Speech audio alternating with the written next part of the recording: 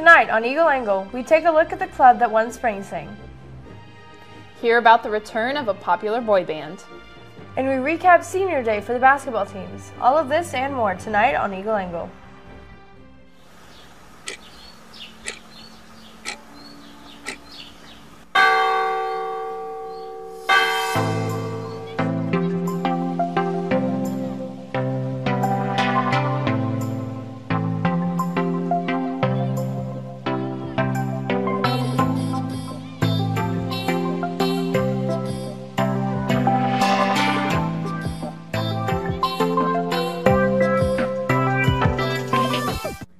Hello and welcome to Eagle Angle. I'm Kate Rampey. And I'm Mandolyn Skipworth. Eagle Angle is a student-produced newscast live from the campus of Oklahoma Christian University.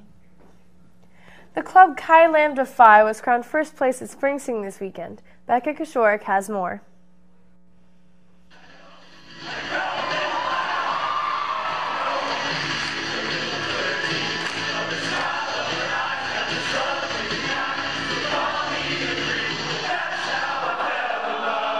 Chi Lambda Phi took home the trophy for first place at Spring Sing this weekend with their Shrek and Donkey performance. It feels like all our hard work was, looked at in a good way, but I've told this to other people too. It doesn't feel anything like how we felt after we performed. Chi entertained the audiences and earned perfect scores for technicality and performance from the judges on Saturday night. I really enjoyed it. I tried to have a good time because we think it's very important that we have fun while we're doing it, so that Spring Sing is actually enjoyable. Although the club is proud of the win, they were just happy to spend time together and give a good show. If we hadn't won, we would have been happy with what we had already done and the good times that we had spent together. We just knew that we had done our best and we all had so much fun, and that's really all that we cared about. And the win was just, icing on the cake. For Eagle Angle, I'm Becca Koshorik. Eagle Film is hosting auditions for a student short film production called Messages. Messages is about Ruth, a recent college graduate that is down on her luck. She can't seem to find a job and get her life together. As her money is running out, she starts to receive strange messages from an unknown source. Her new friend helps her get her life together one small step at a time. There is also the need to cast Ruth's older sister named Wendy, as well as a role of a boss. If a role in this film interests you, come to the open call auditions on March the 8th from 3:30 p.m. to 6:30 p.m. and the 9th from 11:30 a.m. to 4 p.m. at the Garvey Center GC 108. Also, feel free to give the Facebook page a like as well. 50 years ago today, 18 students were expelled from then Oklahoma Christian College. They were arrested and charged with trespassing for participating in a sit-in. This was in protest to what students believed to be improper expulsion of students. There will be an opportunity open to the public to hear more about this story from our past at 7 p.m. in Baugh Auditorium. Also, tune in next week where Becca Koshorik will give an in-depth report on the sit-ins and how OC is honoring the former students now. Interested in staying here over the summer? Well, now's the time to sign up. OC Summer Housing for 2019 is now open. The deadline for sign-ups is March the 8th, and you will be able to select your room on March 11th through the 15th. For more info and to sign up, visit www.oc.edu/myochome. Homeland Security Secretary Christian Nielsen is on Capitol Hill facing questions involving controversial issues, such as the separation of families because of Trump's immigration policy. For more on Nielsen's testimony, we go to Karen Kafa. It was been nearly a year since the Secretary of Homeland Security testified before this committee. Homeland Security Secretary Kirstjen Nielsen grilled by House Democrats on border security and immigration, including the highly controversial family separations at the southern border. As a consequence for a parent going to jail, we in this country do not take the children to jail. So I take that as a yes, that you understood that the zero-tolerance policy was going to lead to minors being separated from their parents. As it has in the last 3 administrations. Yes. Okay. And offering a firm defense of the administration, but at times few specifics. You know how many young people are detained? Yes, ma'am. I don't have that number in front of me. We have all of the numbers. Would you provide that for me? Yes. When it came to total apprehensions, Nielsen pointed to new numbers from Customs and Border Protection. More than 76,000 people apprehended at the southern border during February, on track for 900,000 this year. She defended Trump's emergency declaration to access funds for a southern border wall. He hoped Congress would act, that it didn't have to come to issuing an emergency declaration if Congress had met his request to fund the resources that CBP has requested. The House has voted to terminate that order. The Senate appears poised to do the same. The president says he'll veto it. In Washington, I'm Karen Kafa. When questioned about the allegations of corruption and potential probes, Trump didn't seem to be very cooperative. Jim Acosta has more on President Trump.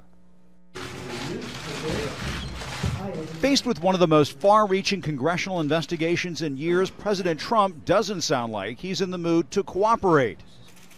There was no collusion. There was a hoax. There was no anything. Mr. Trump blasted away at this week's House Judiciary Committee request for documents from 81 individuals and organizations connected to the president as part of a larger probe into allegations of Trump world corruption. Basically, they've started the campaign, and the people understand it. When they look at it, they just say presidential harassment. It's too bad, because I'd rather see them do legislation. Aides to the president have told CNN they may assert executive privilege to block any document demands from Democrats. Hinting that the White House will be digging in its heels, the president accused the Obama administration of obstructing Republican probes. They didn't give one letter of the request. Many requests were made.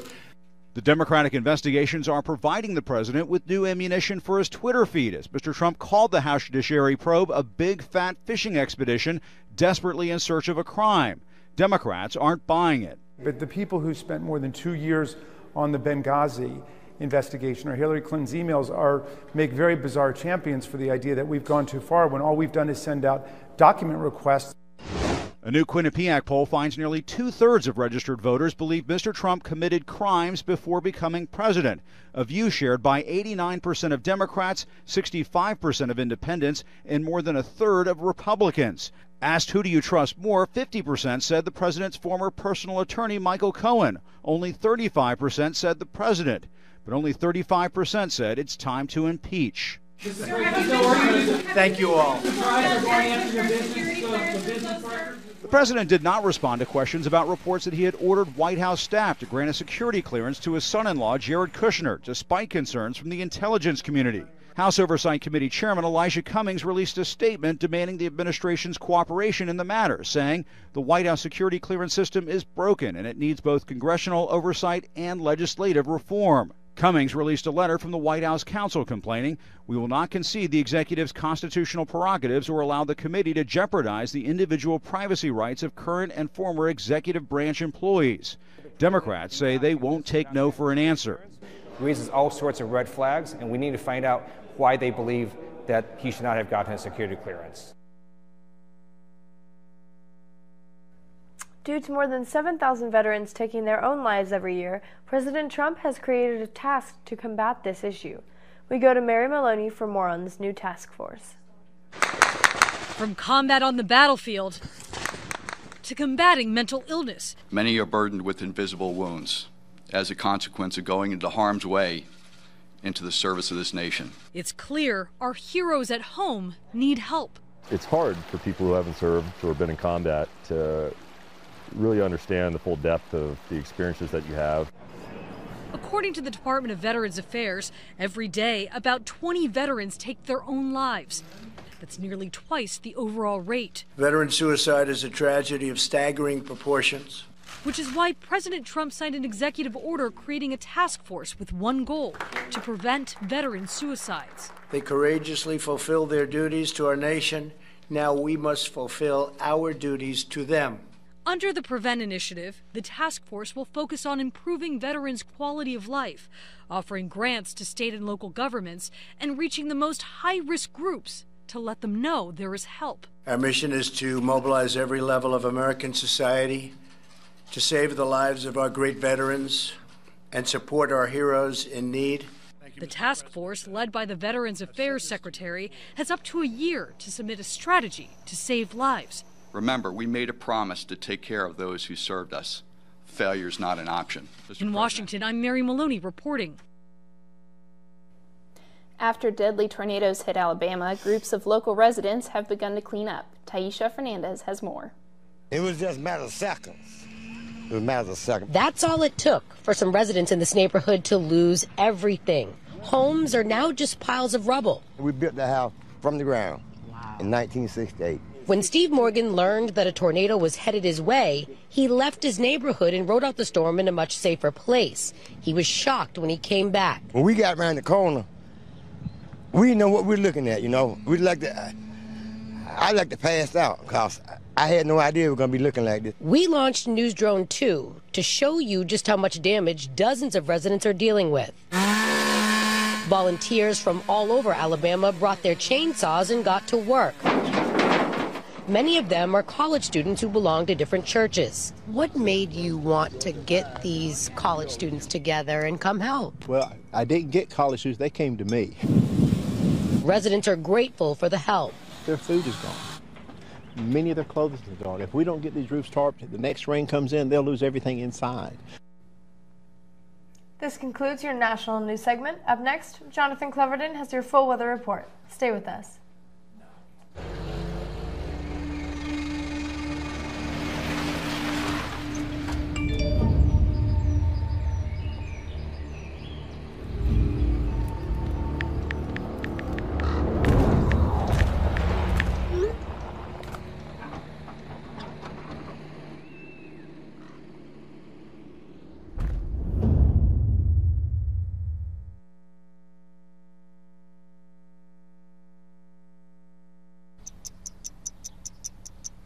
I understand.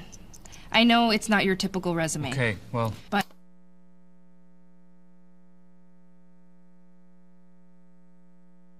candidate. But I've been working double shifts just to pay for books. I've been raising my 2 little brothers. I'm determined, driven, motivated. Isn't that what you're looking for? Look beyond the resume and discover new ways to develop great talent at gradsoflife.org. They'll test you. Try to break your will. But however loud the loudness gets, however many cheese puffs may fly, you're the driver, the one in control. Stand firm. Just wait. And move only when you hear the click that says they're buckled in for the drive. Never give up till they buckle up.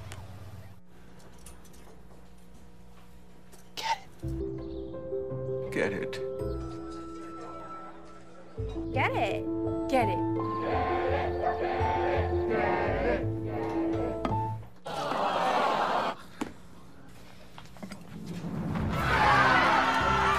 Give your town a reason to celebrate, because every Goodwill item you bring home brings job training and more to your community. Goodwill, bring good home. So there you are, shuffling through a stack of resumes and you come to mine. This is it, first impression, my way in. But can my resume show you how I truly stand out? Like that I was studying, going to night school while working 2 jobs just to help my parents pay for groceries. Or being the first one to always step up. No, that's something you just can't put on paper. Look beyond the resume and discover new ways to develop great talent that is dedicated, hardworking, and determined like me.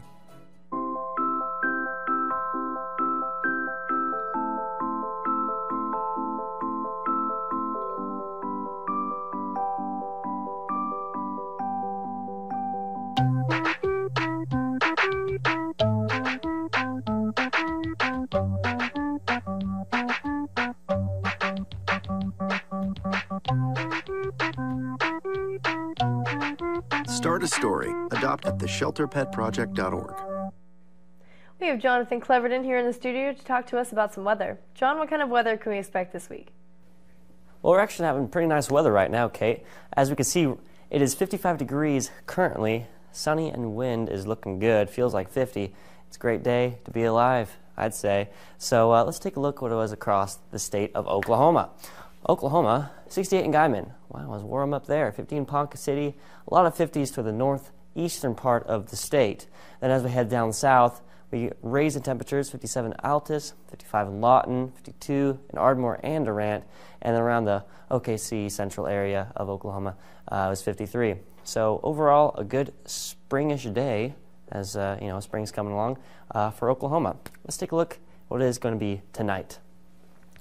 Tonight we could see that it will be 37 degrees, so we're going to have a dip in temperatures, as is what happens at night. Winds will be coming from the south-southeast, 19 to 28 miles per hour. So there's definitely going to be some wind chill and gusts of wind to watch out for, so make sure you don't fly away tonight. Humidity will be at 49%, so a decent evening. Wind is expected in Oklahoma, so nothing too bad. But let's take a look at the weekend weather highlights. The weekend weather will be cloudy on Friday, so it's sunny today, and the clouds will come out tomorrow and Friday, and mostly through the rest of the week. Temps will be in the upper 60s on Saturday, so we're definitely going to have a rise in temperatures, so look forward to that. Make sure you get outside and enjoy that, and then the wind will be up to 22 miles per hour, so it's not going to go away, so just be aware of that and make sure that you prepare for that. Let's take a look at the 5-day forecast. 5-day forecast, Thursday, mostly cloudy. The clouds are coming out with a high of 61 and a low of 32. Temperature is going to drop Friday by about 11 degrees with a high of 50 and a low of 43. The clouds will stay the same. However, they will break. On Saturday, we'll see the sunshine with some wind with a high of 63 and a low of 34.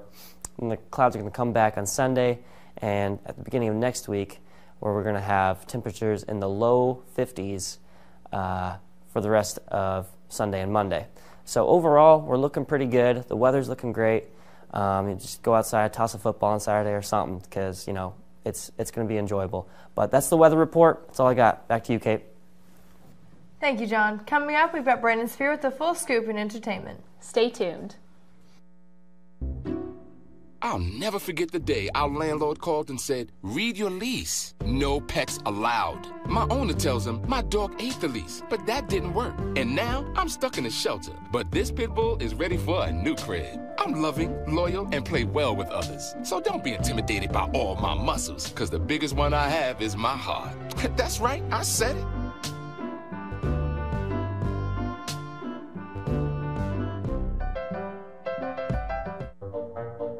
They call me Prince like I'm royalty or something. But the places I've lived ain't no palaces. So I don't need grilled salmon or a new scratching post. Just give me a cardboard box and a can of tuna and we're good. You can even change my name.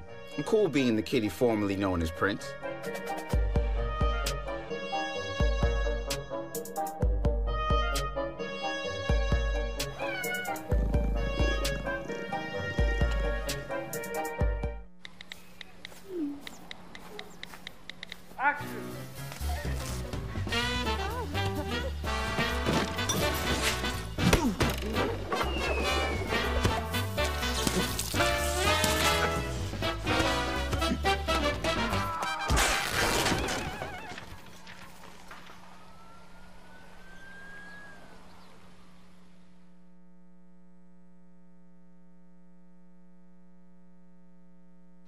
So there you are, shuffling through a stack of resumes, and you come to mine.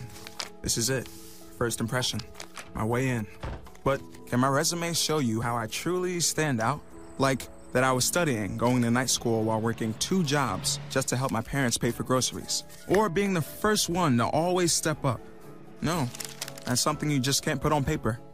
Look beyond the resume and discover new ways to develop great talent that is dedicated, hardworking, and determined like me. Welcome to the Entertainment Corner. I'm your host, Brandon Spear. Now, if you exist on the internet, then you may have heard about the Momo Challenge in the past couple of weeks. The Momo Challenge is supposedly a game directed towards kids that starts off with telling them to do little things, which evolves into self-harm, and then ends with suicide, asking for photographic proof of the harm that the kids cause themselves. This, of course, scared many parents and caused overall panic, but alas, this is fake. Despite the uproar, there have been no credible reports of the Momo Challenge. The entire situation has been deemed a hoax, but that doesn't dismiss the importance of monitoring what kids are watching. Now, actor Luke Perry passed away early this week at the age of 52 on March 4th after having a massive stroke. Perry was well known for his roles in 90210, The Fifth Element, and Buffy the Vampire Slayer. Our thoughts and prayers go out to his family and for all affected by his unexpected passing. Now, Smosh has returned. The future of the YouTube franchise Smosh has been up in the air for the past 4 months since the closure of its parent company, Defy Media, back in November. They released a video on their main channel announcing that they are returning under the YouTube umbrella of Mythical Entertainment, owned by YouTubers Red and Link. It really is an awesome thing. We get to do whatever we want, and we're super, super excited. Yeah, now, we ain't never did nothing like this before, so there's gonna be some hiccups along the way, but we're extremely excited about this. Smosh is still here, and we couldn't have done all of this without your support. Seriously, every single one of you at home, we are here because of you. Now, one of the main questions fans have had since the announcements is whether or not co-founder of Smosh, Anthony Padilla, would be returning now, considering he left because of Defy Media's mistreatment of creators 2 years ago. Co-founder of Smosh, Ian Hecox, commented on this during Smosh's new podcast the day of the announcement. So Anthony is not coming back. I mean, the door is open. If he wants to come make videos, it would be fun to get Anthony in some videos. I really want him for Try Not to Laugh and some other stuff. Yeah, I mean, I miss have that a lot guy. Of ideas. A lot of Padilla ideas. Oh. That was bad. I'm sorry. I'll take that back. I'm taking that back right now. Now, Smosh isn't the only one returning. Last week, the Jonas Brothers announced that they are reforming after they broke up 6 years ago. Nick Jonas approached his brothers after working on a documentary with them, and in the end, the three decided that they wanted to feel the magic that they felt before the breakup. Before the brothers joined back together, they had to mend their relationships with each other due to the initial breakup being under bad terms. The Jonas Brothers released their new single Sucker last week as an announcement of their reforming. Now that's all I've got for the Entertainment Corner this week. Now back to the desk with Ginny Rigney for sports. Thanks, Brennan. The number 9 nationally ranked men's golf team played in the Las Vegas Desert Invitational. OC posted a 3-day total of 879 points, placing them 4th in the tournament. Freshman Andre Brixton had a career best finish, tying him for 6th individually. The Eagles return to action March 18th and 19th in the Central Oklahoma Invitational, and the number 17 nationally ranked Lady Eagles will be back March 11th in Wichita Falls, Texas in the Midwestern State Invitational. And for the softball team, the OC softball teams played their hometown rival UCO in a doubleheader on Friday. OC proved there's not much of a difference in the number 15 ranked Broncos and the Lady Eagles. The first game, Bailey Strecker hit a 3-run home run to put the Eagles up 4-1 in the 3rd inning. Then, unfortunately, UCO rallied in the 6th, going ahead 5-4, and they later finished the game defeating the Eagles 7-5. The second game went into extra innings as both teams battled it out. The Broncos were able to come out ahead in the 10th inning in a 2-1 victory over the Eagles. Then on Friday, the Eagle baseball had a strong day against Rogers State. Sophomore Game Rotary had a 4-pitch shutout in the first game, helping the Eagles defeat the Hillcats 4-0. Then, in the second game of the doubleheader, the Eagles were tied up at the top of the 3rd inning, but a series of singles by OC's Imke Garcia Wages, followed by a sacrifice fly by Cloyer, put the Eagles up for good in a 5-3 win. Then on Tuesday, the Eagles played against SNU. In a back-and-forth game, sophomore Hunter Marquardt hit a decisive 2-run double in the 8th and held on in the 9th to finish off a 6-5 win. And then last Thursday, the Lady Eagle basketball team had a conference game against Arkansas Fort Smith Lions. UAFS had a 25-point first-half lead, which proved to be a big deficit for the Lady Eagles as they lost 85-73. Despite the loss, OC did have 4 Eagles reach double figures. May led with 16 points, Cliff with 15, Cloyer with 15, and Peck with 11. The men's team also played UAFS on Thursday against the Lions, accumulating a win and record-breaking performance. The Eagles held the lead the entire game, leading by as many as 27 points and defeated the Lions 88-73. Jordan Box had a 29-point game, and Yorick Benjamin was 5 for 5 with 10 points, but the player stuck out was Will Leonard, who broke the Heartland single-season record for rebounds. On Thursday, Leonard had 18 rebounds, which gave him a total of 335, shattering the previous record of 323. Then Saturday was senior day for both Eagle basketball teams and the final home game of the season, both against Rogers State. The Lady Eagles played in a heartbreaker against the Hillcats. OC had rallied from a 17-point deficit and had built an 8-point lead, but it had disappeared in the final 3 minutes. The Lady Eagles were down by only 1 point and had the ball twice to score, but unfortunately, the Lady Eagles shots were blocked and Rogers State squeezed out a 92-91 win over the Eagles.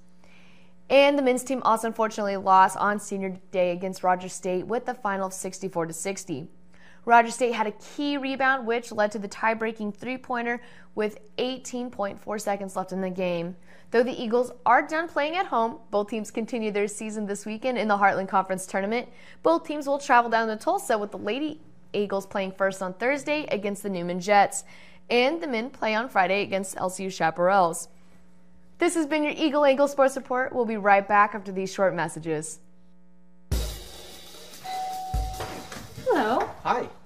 I'm from Blue Hood Stone Barns. We brought a meal for you, and I'm here to serve it to you. Okay, great. Come in. Zucchini carbonara, made from zucchini that was harvested earlier this morning. Again? Hey, Dan Barber. You have room for a little bit more? Come on in. Brochettes, the sausage.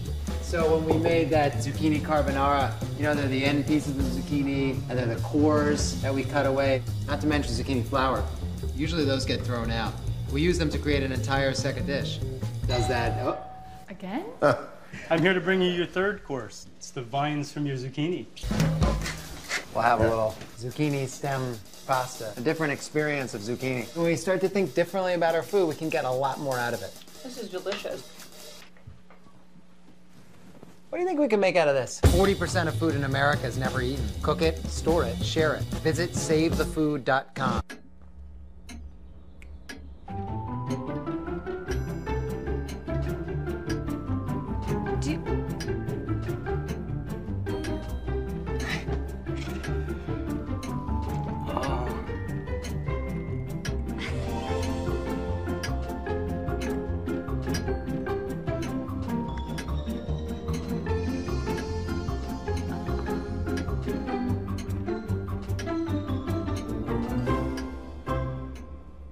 Listen, you're my friend. I noticed you haven't really been yourself recently.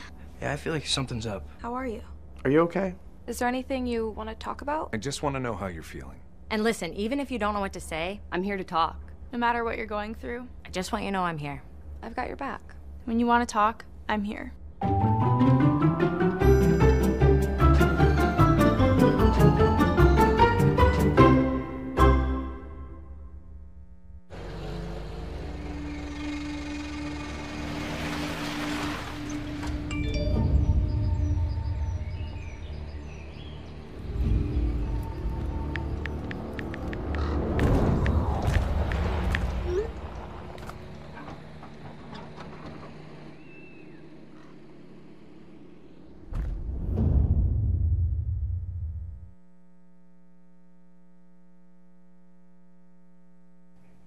So, can you tell me a little bit more about the event tonight? Yeah, so OC is honoring the Benson Hall sit-in that took place 50 years ago. And so we get to hear former students speak at 7 p.m. in Ball Auditorium tonight.